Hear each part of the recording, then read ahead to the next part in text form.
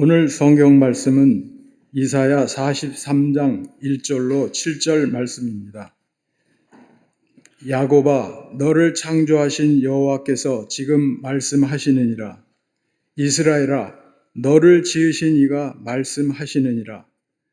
너는 두려워하지 말라. 내가 너를 구속하였고 내가 너를 지명하여 불렀나니 너는 내 것이라. 내가 물 가운데로 지날 때에 내가 너와 함께 할 것이라. 강을 건널 때에 물이 너를 침몰하지 못할 것이며 내가 불 가운데로 지날 때에 타지도 아니할 것이요 불꽃이 너를 사르지도 못하리니 대저 나는 여호와 내 하나님이요 이스라엘의 거룩한 이요 내 구원자임이라. 내가 애굽을 너의 속량물로 구스와 스바를 너를 대신하여 주었노라. 내가 내 눈에 보배롭고 존귀하며 내가 너를 사랑하였은즉 내가 네 대신 사람들을 내어주며 백성들이 네 생명을 대신하리니 두려워하지 말라. 내가 너와 함께하여 네 자손을 동쪽에서부터 오게 하며 서쪽에서부터 너를 모을 것이며 내가 북쪽에게 이르기를 내놓으라. 남쪽에게 이르기를 가두어 두지 말라. 내 아들들을 먼 곳에서 이끌며 내 딸들을 땅끝에서 오게 하며 내 이름으로 불려지는 모든 자 곧 내가 내 영광을 위하여 창조한 자를 오게 하라. 그를 내가 지었고 그를 내가 만들었느니라. 아멘.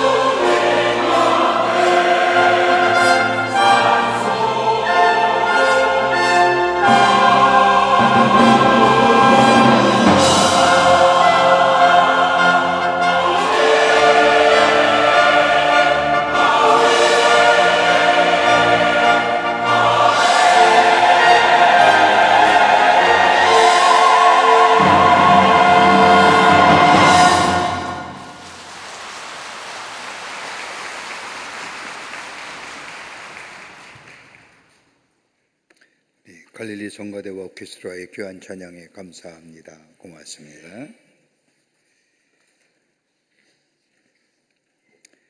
우리가 기독교의 신앙이라 한다면 적어도 몇 가지의 중요한 사실이 하나가 있습니다.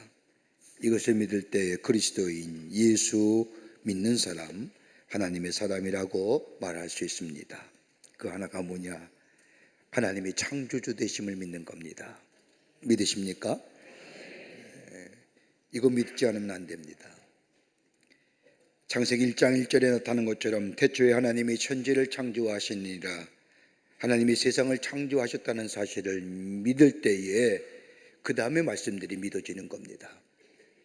그리고 저 모세 이야기, 저 나아가서 구약시대의 많은 이야기들, 심지어 예수 그리스도가 이 땅에 인간의 몸을 입고 오신 그 인카네이션, 성육신의 사건, 예수님의 십자가의 죽으심, 부활, 이게 다 믿어지게 됩니다. 이것이 바로 기독교 신앙의 출발점입니다. 이것을 믿지 못하면 신앙이 성립되질 않습니다. 이것을 믿을 때에 내 안에 새로운 하나님의 창조의 역사가 일어납니다. 그러니까 이것이 신앙의 출발점입니다. 또 하나 또 간다면 인류의 역사의 주인은 하나님이시라는 겁니다. 이것을 믿어야 합니다. 세상의 일들은 하나님의 뜻 가운데 있다는 겁니다. 섭리의 사건이라고 이야기합니다.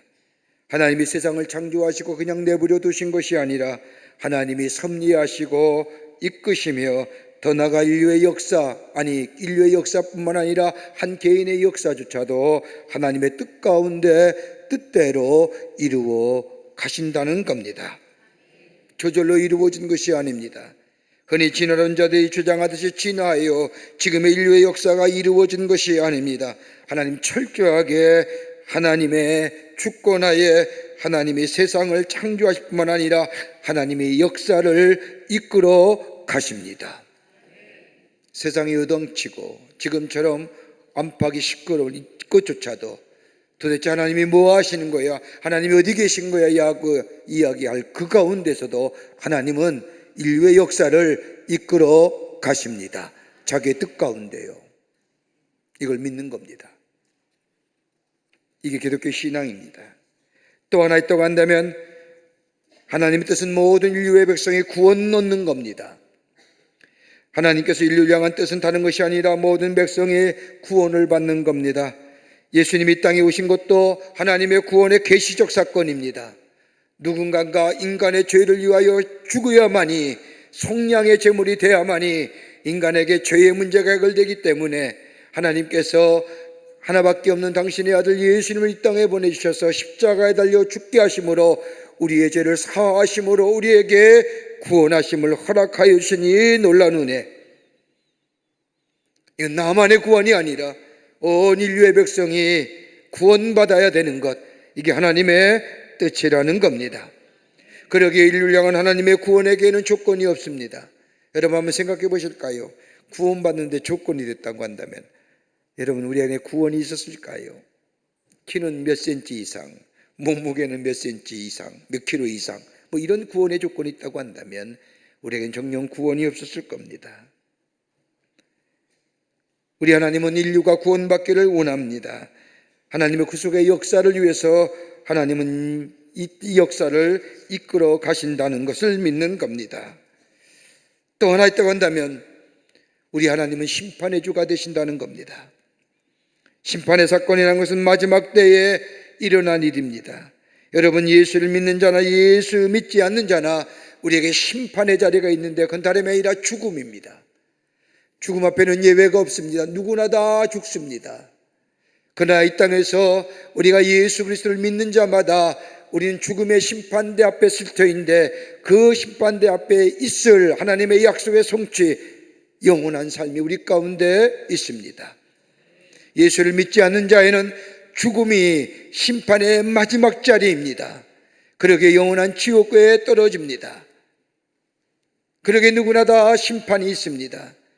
그러기 예수 믿는 자에게는 심판이, 이 죽음이 다가온더라도 두렵지가 않습니다. 그러나 예수 믿지 않는 자는 이 죽음의 어두운 그림자가 다가올 때마다 두려움과 염려가 있는 것이 바로 이러한 이유입니다. 심판 이후에는 더 이상 아무것도 없기 때문입니다. 오늘 우리가 읽는 본문의 말씀은 이사야 선지자가 예언했을 때의 시대적 상황을 잘 묘사하며 우리에게 말씀해 주고 계십니다. 역사에 의하면 BC 722년에 저 북이스라엘 왕국은 아수르에 의하여 멸망당합니다.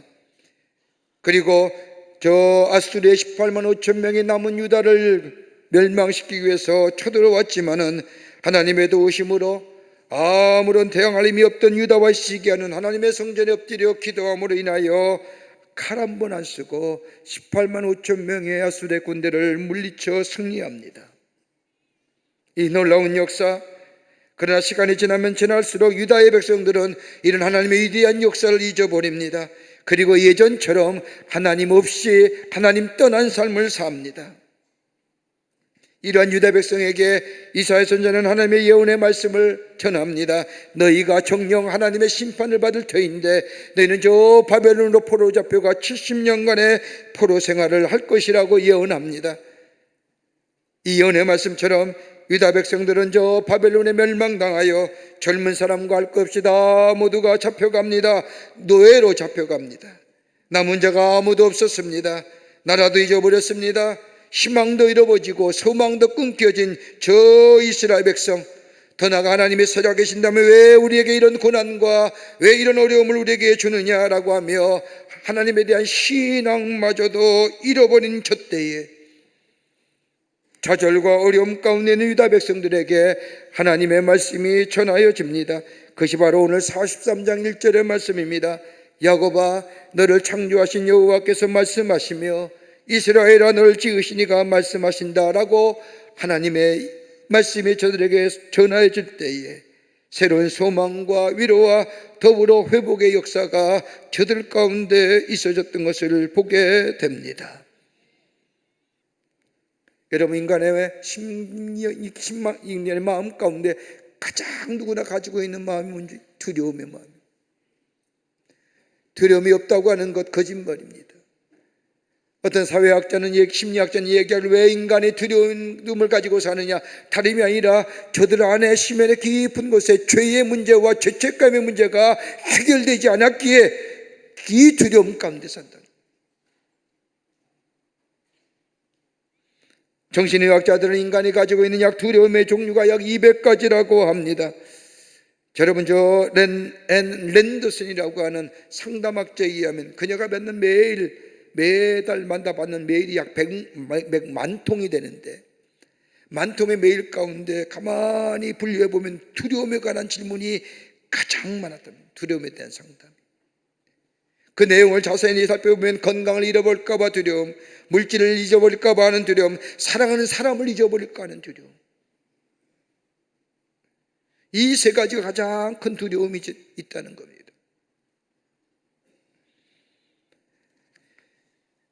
여러분, 어떠신지요? 미래가 밝으신지요? 다가올 미래에 대하여 염려와 걱정이 많으신지요? 어떤 학자는 말하기를 미래는 도둑처럼 다가온다. 예고하지 않은 채 느닷없이 다가오기에, 아니 언제 어떤 모습으로 나타날지 모르기에 두려움을 갖는다고 이야기합니다마는, 여러분, 우리의 미래를 예측할 수 있을까요? 제가 미국에서 공부할 때 그때 나온 학문이 뭐냐면 미래학이라는 건데, 퓨처로지라고 하는, 그때 막 미래를 얘기합니다. 미래가 이렇게 될 것이다, 미래가 이렇게 이루어질 것이다. 과거의 사건과 과거의 일들을 가지고 현재와 함께 종합해서 미래를 예측합니다. 그런데 가만히 지금 와보면 그때 예측된 미래가 별로 맞았던 것이 없습니다. 우리의 생각대로, 우리의 예상대로 이루어진 것이 별로 없다는 겁니다. 그러기에 미래가 두려운 건지도 모릅니다. 여러분, 미래는 저 예측의 대상이 아니라 여러분 창조의 대상입니다. 막연한 창조의 대상이 아니라 확실한 믿음 위에 우리의 믿음이 서 있을 때에 바로 새롭게 창조해 나가게 하는데 바로 그것은 다름이 아니라 하나님이 우리와 함께 하실 때에 우리의 미래가 새롭게 창조되는 역사가 있어지게 됩니다. 오늘 본문의 말씀, 회복과 더불어 새롭게 치유의 은총을 허락하며 새로운 미래를 말씀하시는 그 하나님의 말씀, 저 이스라엘 백성들에게 위로와 소망이 되는데 그 위로와 소망의 말씀에 믿음이 어떤 모습일까? 오늘 본문의 말씀을 통해서 함께 말씀을 나누며 은혜 나누기를 원합니다. 첫째는 우리가 하나님의 소유된 백성이라는 겁니다. 우리는 하나님의 소유된 백성입니다. 여러분 오늘 성경 말씀을 보십시오. 하나님은 이스라엘 백성을 향하여 반복하여 말씀하시는 내용 하나가 있습니다. 너는 내 것이라. 오늘 43장 1절의 말씀을 보십시오. 야곱아 너를 창조하신 여호와께서 이제 말씀하시니라. 이스라엘아 너를 조성하신 자가 이제 말씀하시니라. 너는 두려워하지 말라. 내가 너를 구속하였고 내가 너를 지명하여 불렀나니 너는 내 것이라. 너는 내 것이라고 말씀하신 것은 다름이 아니라 우리의 삶의 주인은 내가 아니라 우리 하나님이 되신다는 겁니다. 하나님 우리의 삶의 주인이실 뿐만 아니라 우리는 하나님의 피조물이라는 겁니다. 내가 만들었고 내가 창조하였고 그러게 내가 창조주여 너는 나의 피조물이라는 것. 여러분 이것만큼 하나님과 우리의 관계를 확실하게 얘기해 주는 관계성이 어디 있을까요? 하나님이 나의 삶의 주인이 되신다는 겁니다. 그러게 내 존재와 내 생의 목적과 내 삶의 여정 다 하나님의 손 안에 있다는 겁니다. 내 미래가 내게 있는 것이 아니라 근본적으로 하나님께 있다는 겁니다. 그러기에 두려워하지 말라는 겁니다. 여러분 예수를 믿는 사람도 아니 예수를 믿기 전에는 저 예수 믿지 않는 사람과 다를 바가 없었지요. 나의 욕심을 따라 살았습니다. 세상을 향해 따라 살았습니다. 예수를 알기 전에 내가 공부해서 뭐가 잘된 것처럼 알았습니다. 내가 유능해서 내가 똑똑해서 이렇게 사는 줄 알았습니다. 그런데 하나님의 말씀이 내게 찾아와 하나님을 알게 되고 예수를 믿게 했고 예수를 영접하고 나니 나의 삶의 변화가 찾아왔습니다. 마음은 입으로 입으로 고백하여 예수 그리스도가 구원의 주님을 내가 받아들일 때 내 삶이 내가 주인이 아니라 예수가 내 삶의 주인이요 하나님의 부요함이 나의 부요함이요 하나님의 생명력이 나의 생명력이 돼요. 내가 유능해서 무엇인가 이루었다고 생각해 보니 예수를 믿고 예수를 주인 삼고 보니 내가 유능해서가 아니라 하나님의 은혜였습니다. 내가 똑똑해서 여기까지 온 것 같았는데 예수 믿고 예수를 나의 삶으로 주인 삼고 보니 내가 똑똑한 것이 아니라 하나님의 권능 안에 내 삶이 있었음을 깨닫게 됩니다. 그러기에 이사야 선지자가 이스라엘 백성에게 얘기하는 겁니다. 아무것도 남은 것이 없는 유다 백성, 미래의 소망이라는 것을 찾아볼 수 있는 저들에게 하나님은 너는 내 것이라고 하는 말씀은 다름이 아니라 네가 없고 있고의 문제가 아니라 너는 나의 것이요 창조되시고 권능자 되시는 하나님의 소유된 백성이 그러니 두려워하지 말라는 겁니다. 없다고 있다고 가졌다고 못 가졌다고 그러면서 더 설명을 이어가면서 오늘 2절 말씀을 보면 이렇게 하나님이 이스라엘 백성에게 말씀하시지요. 내가 물 가운데로 지날 때 내가 함께 할 것이라. 강을 건널 때에도 물이 너를 침몰지 못하게 할 것이며 내가 불 가운데 행할 때에도 타지 아니할 것이며 불꽃이 너를 사르지도 못하리라. 이스라엘 백성의 옛날의 경험을 상기시키는 겁니다. 너희 조상의 저 조상들이 출애굽하여 저 가나안 땅을 향해 갈 때 어떻게 했느냐? 애굽에 종살이 했을 때 하나님께서는 10가지의 쟁을 내려 너희를 구원하지 않았느냐? 너희를 건드리지 못하게 하지 않았느냐? 홍해를 건널 때도 마찬가지지 않았느냐? 물이 너희의 조상을 삼킨 것이 아니라 오직 애굽 사람만 삼켜서 너희를 구원하지 않았느냐? 불타는 광야의 길을 걸어갈 때도 생각해 보아라. 하나님이 그 무더운 나이 속에서도 너희를 죽지 않고 살려주시지 않았느냐? 기억해 보라는 거예요. 너희는 내 것이 아니냐는 거예요. 내가 너희의 삶의 주인 되짐이 아니냐는 거예요. 여러분, 하나님의 백성들에게 전혀 어려운 일이 안 생긴 것이 아니라 불같은 시험도 오며 마치 쓰나미 같은 광풍 같은 것도 몰아칩니다.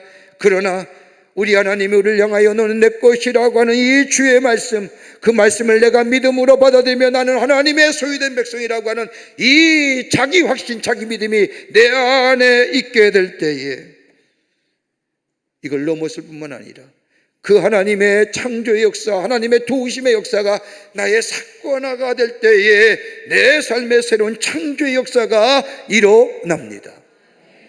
이걸 믿는 겁니다.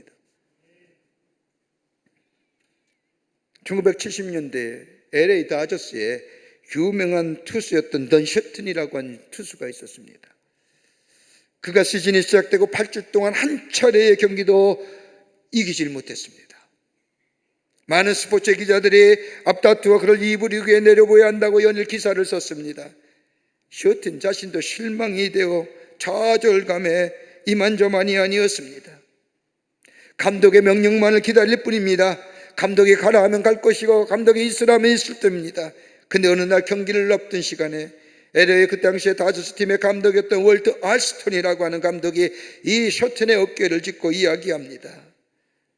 그 순간 이 투수 셔튼은 이제 올 것이 왔구나, 내가 2부 리그에 내려가야겠구나 라고 생각할 그때에 알스톤 감독이 셔튼에게 말합니다.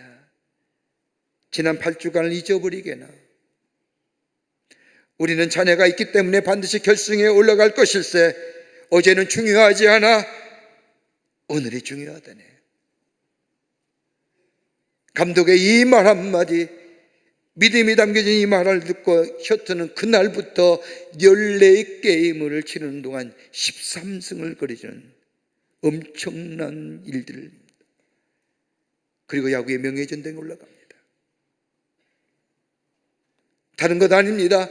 나는 자네를 믿네, 자네가 있기에 우리는 반드시 결승에 올라갈 수 있을 거야 라고 하는 이 감독의 말 한마디, 그렇다고 한다면 오늘 우리에게 들려진 하나님의 음성, 너는 내 것이야, 두려워하지 말라고 하는 이 말씀에, 그 말씀을 내가 믿음으로 받아들이고 믿음으로 응답한다고 한다면, 네 믿습니다라고 고백한다고 한다면, 하나님의 하신 일이 내 안에 사건화되게 될 때에 우리는 새로운 창조의 역사가 일어나며 새로운 미래를 열어가는 하나님 나라의 복된 백성의 삶으로 살아가게 될 줄 믿습니다. 이게 믿음입니다. 이게 믿음의 역사입니다. 둘째는 하나님 우리를 보배로운 존재로 삼으셨다는 겁니다. 우리를 갇힌 인생으로 삼아주셨다는 겁니다. 오늘 본문의 말씀을 보십시오. 하나님께서는 저 유다 백성에게 내게 명하여 불렀나니라고 말씀합니다. 하나님이 명하여 부르셨다는 겁니다. 다른 말로 말하면 개별적으로, 개인적으로 부르신 겁니다. 무더기로 부르신 것이 아니라 온 인류를 상대하는 것이 아니라 한 사람 한 사람을 부르짖어 주셨다는 겁니다. 저 아브라함을 불렀듯이, 이삭을 부르셨듯이, 야곱과 모세를 부르듯이, 여러분 가만히 보시면 다 하나같이 개인적인 부르심입니다. 좀 쉽게 얘기할까요? 아내가 잘 믿는다고 해서 남편 구원받는 거 아니지요. 남편이 잘 믿는다고 해서 아내가 구원받는 것이 아닙니다. 하나님의 부르심에 개별적으로 응답할 때에 거기에 구원의 역사가 일어나며, 하나님이 나의 하나님 되심을 고백할 때에 거기에 주의 주시는 놀라운 은혜와 하나님의 주시는 축복의 역사가 임하는 것처럼 하나님은 개별적으로 불러주셨다는 겁니다. 여러분, 하나님의 부르심에는 다 이유가 있습니다. 우리를 개개인으로 지명하여 부르셨다는 것은 여기에 하나님 우리를 통하여 하시고자 하는 사명이 있다는 겁니다. 여기에 이제 사명자의 삶을 살아가는, 여러분, 몰세 와그너라고 하는 심리학자에 의하면 건전한 그리스도인의 자화상이 되기 위해서는 적어도 3가지의 것이 필요하다고 말합니다. 하나는 뭐냐? 사랑받고 있다는 소속감입니다. 하나님의 사랑받고 있다고 하는 거예요. 내가 하나님 앞에 속하여 있는 자. 여러분, 어느 가정이 안정된 가정이고 행복한 가정이냐? 아내는 남편에 속해 있고 남편은 아내에 속해 있고, 남편의 사랑이 아내에게 속해 있고 아내의 사랑이 남편의 사랑, 이게 건전한 가정이요 행복이 넘치는 가정입니다. 사랑이 딴 데로 가면 안 돼요. 하나님의 사랑을 받고 있다고 하는 이 소속감, 더 나아가 또 하나 있다고 한다면 가치와 중요성을 느껴주는 가치감, 밸류블이지요. 나는 가치 있는 존재예요. 또 하나 있다고 한다면 어떤 상황에도 잘 처리해 나갈 수 있는 자신감. 여러분, 이것이 세 가지가 없다면 아무리 많은 지식이 있다 할지라도, 아무리 많은 재물이 있다 할지라도, 아무리 능력이 있다 할지라도요, 아무런 가치 없는, 소용이 없는 인물입니다. 우리 내가 재물이 적다 할지라도, 내가 배운 지식이 적다 할지라도, 내 안에 하나님 앞에 속하였다는, 하나님의 사랑받는 존재라고 하는, 하나님께 속하였다는 소속감이 분명하며, 하나님은 나에게 가치 있는 존재로, 나에게 하나님이 원하시는 가장 중요한 일을 내게 맡기셨다고 하는 그 가치 있는 인생의 가치감을 가지고 살 뿐만 아니라, 하나님이 나와 함께 하시기에 어떤 일든지 능히 잘 처리해 나갈 수 있다고 하는 자신감 있는 사람이 더 낫다는 거예요.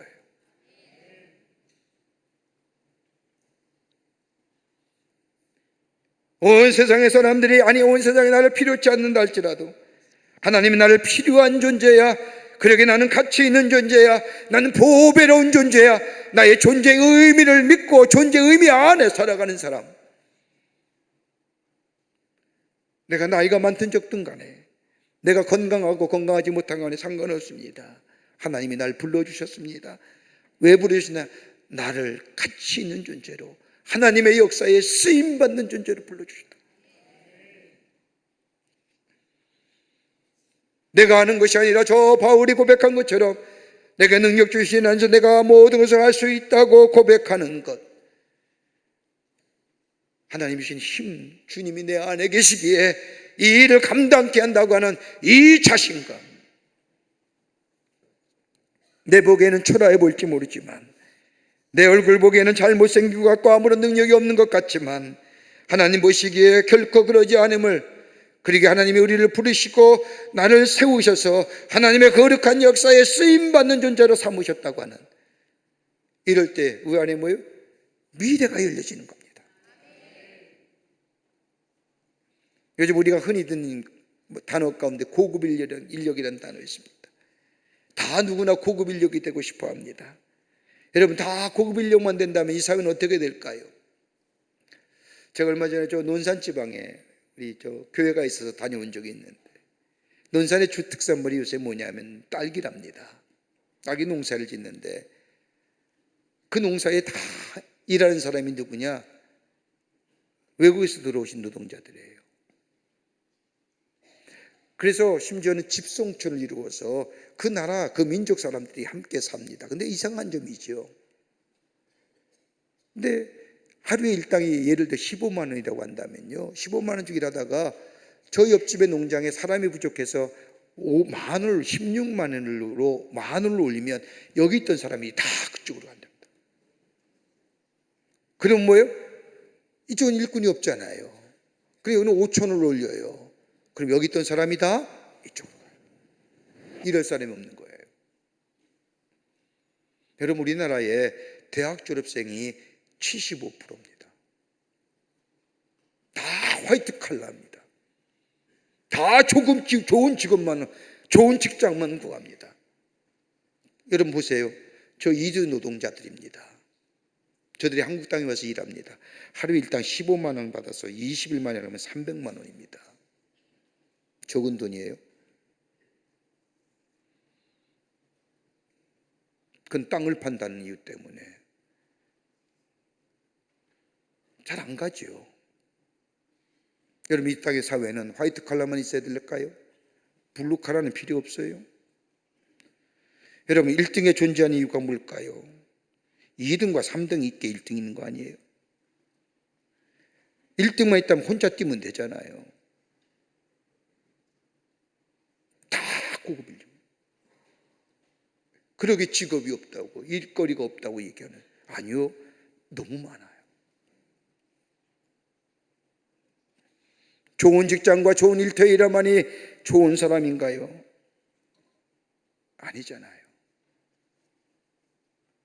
내가 어떤 자리에 있든지 하나님의 부르심에 의하여 내게 주신 사명에 따라 그것이 천안이든 귀한이든 내가 어떤 형편에 처했든지 나는 하나님 앞에 사랑받는 존재요, 하나님은 나를 향하여 가치 있는 존재로, 보배로운 존재요, 소중한 존재로 삼으실 뿐만 아니라 나를 통하여 기대하고 있다는 사실을 우리가 믿음으로 받아들인다면 내가 어떤 일을 할 때에 그 일을 통하여 역사하시는 하나님의 창조의 역사, 그것이 내 안에 사건화되고 내 안에 역사화될 때에 새로운 미래는 열려지게 되는 줄 믿습니다. 이런 이야기 하나 있습니다. 여름날 농부가 등에 잔뜩 짐을 싣고 가고 땀을 뻘뻘 흘리며 논두렁밭을 걸어갑니다. 가면서 생각하기를 손가락 10개는 꼭 필요한 것인데 왜 발가락은 10개가 있어 이렇게 힘들게 할까? 발가락 사이에 때나 끼고 무좀이나 생겨 골치가 아프지 하면서 발가락 10개에 대한 무용론을 얘기합니다.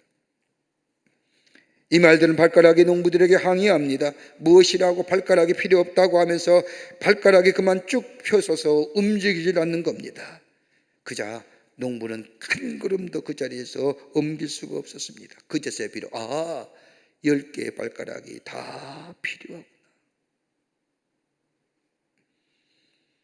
여러분, 필요하지 않는 게 없습니다. 다 필요합니다. 그러나 내 안에 있는 건 뭐예요? 하나님이 나를 가장 소중한 존재로, 하나님의 사랑받는 존재로, 아니 여전히 그 사랑이 내 안에 있는 거, 그 나를 향하여 기대하고 계시다고 하는 사실을, 내가 어떤 형편이 됐지 내 자리에서 주의 영광을 위해 살아가는 존재들 때에 우리의 미래는 새로운 하나님의 주시는 창조의 역사가 새롭게 우리 가운데 열려지게 되는 줄 믿습니다. 끝으로 하나님만이 우리의 구원자가 되신다는 겁니다. 오늘 본문의 말씀을 보십시오. 3절 말씀에 보면 대전 나는 여호와 내 하나님이요 이스라엘의 거룩한 자요 내 구원자입니다. 다른 말로 하면 내가 너를 구속하셨다는 겁니다. 내가 너희에 대하여 구원하시는 하나님이시라는 겁니다. 너희가 죄악 중에 헤맬 때에, 하나님의 품을 떠났을 때에, 무자격 가운데 있을 때에도 하나님은 여전히 너희에 향하여 구원의 손길을 펴셨다는 것을 말합니다. 말씀이 사라졌지요? 말씀이 사라졌더니 저들의 죄가 관영합니다. 하나님 섬기기보다는 다른 힘을 섬기는 자가 됩니다. 그런데 하나님은 저들 그런 가운데서도 저들의 깊은 죄악과 사망에서 건져내셨다는 겁니다. 그냥 건진 게 아닙니다. 속량물을 허락하셨다는 겁니다. 하나님께서는 이스라엘 백성에게 구원하시기 위해서 값을 치르셨는데 다름이 아니라 애굽을 속량물로 주셨다는 겁니다. 애굽이 어떤 겁니까? 애굽이 속량물로 주셨다는 것이 무슨 말일까요? 저 이스라엘 백성이 출애굽하여 홍해를 건널 때에 애굽의 군대가 홍해에 수장당하고 맙니다. 애굽의 군대가 홍해에 수장당함으로 인하여 이스라엘 백성이 구원을 얻었습니다. 그냥 구원의 사건이 아닙니다. 속량물이 있었습니다. 오늘 본문의 말씀도 마찬가지입니다. 바벨론의 포로로 잡혀간 이스라엘 백성, 범죄한 대가로 인하여 바벨론의 포로로 잡혀갑니다. 그러나 하나님이 이스라엘 백성에게 포로를에서 자유케 하시기 위해서, 저 바벨론에서 예루살렘으로 돌아가시기 위해서 하나님이 저 이스라엘 백성의 자유함을 위하여 구스와 스바를 주셨습니다. 왜요? 아무 이유 없이요? 이유를 가서 4절에 나옵니다. 내가 너를 보배롭고 존귀하게 여기고 너를 사랑하였은즉 내가 사람들을 주어 너를 바꾸며 백성들로 내 생명을 대신하리니, 다름 아니라 우리 하나님께서 보배로운 존재로, 존귀한 존재로, 사랑하시는 존재로 삼으십니다. 다른 이유 없습니다. 내가 탁월해서요, 내가 똑똑해서요, 내가 잘나서요, 내가 능력이 있어서요, 아닙니다. 내가 허물도 많고 내가 죄 많고 내가 아픔도 많고 내 슬픔도 많지만 그럼에도 불구하고 우리 하나님은 나를 보배로운 존재로, 정말로 가치 있는 존재로, 소중한 존재로, 존귀한 존재로, 그리고 사랑하는 존재로, 그러게 우리를 구원하시는 거예요. 우리를 저 애굽의 땅에서 이스라엘 백성을 구원해 주십니다. 어떤 목사님, 어떤 교인의 가정을 신방했습니다. 그 집의 신방 어머니, 그 집의 딸아이가 많은 인형을 가지고 놉니다. 유달리 인형이 많은 것을 보고 목사님이 이 딸아이에게 묻습니다. 얘야, 너 인형 좋아하는구나? 그랬더니 대뜸 아이가 목사님에게 묻습니다. 목사님도 인형 좋아하세요? 그럼 나도 좋아한단다. 그럼 여기 있는 인형 중에 어떤 인형을 좋아하세요? 라고 묻자 목사님은 그 많은 인형 가운데 선뜻 인형을 고를 수 없어서 고민하고 있을 때 어린아이가 말합니다. 목사님, 나는요 이 인형 제일 좋아해요 하면서 아이가 가리키는 그 인형을 보니 팔다리가 떨어져 나갔고 찢겨지고 상처난 인형이었습니다. 목사님이 이상해서 이 아이에게 묻습니다. 얘야, 하필이면 많은 인형 가운데 왜 이 인형을 좋아하니? 아이가 대답합니다. 저 인형은 아무도 사랑해 주지 않으니까요. 목사님은 이 어린아이의 이야기를 듣고 그 아이를 덥석 끌어안고 하나님 앞에 감사드렸다고 합니다. 상처가 많지요? 아픔이 많아요. 그런데 하나님의 사랑은 그 상처와 아픔을 덮을 만큼 큰 사랑을 우리에게 허락하여 주십니다. 그러게 너는 내 것이라고 얘기하는 겁니다. 우리 안에 가슴 아픈 일도 많습니다. 우리 안에 정말로 쓰라린 아픔 가지고 상합니다. 그럼에도 불구하고 우리 하나님은 그 상처난 것 치유하시고 회복하실 뿐만 아니라 넌 나에게 보배로운 존재야, 넌 나에게 소중한 존재야 라고 이야기하시며 나로 하여금 하나님의 사랑으로 그 사랑 안에 살게 하여 주신 은혜가 우리 가운데 있습니다. 이 믿음이 우리 안에 있으면요, 이 믿음이 우리 안에 사건화되는 겁니다. 우리 안에 그 창조의 역사가 일어납니다. 그러게 다가올 미래가 두렵지 않은 겁니다.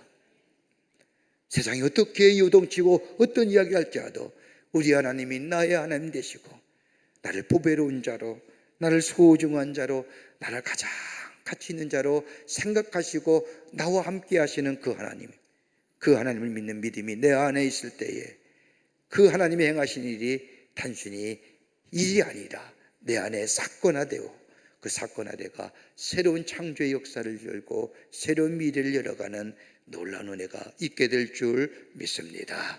이 믿음 가지고 하루하루를 힘있게 걸어가시며 승리하시는 여러분과 저와 되시기를 주의 이름으로 축원합니다.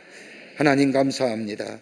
저희들 주께서 사랑해 주셔서 하나님의 자녀 삼으심에 감사합니다. 상처나고 아프고 괴로운 우리의 심령 어찌하지 말라.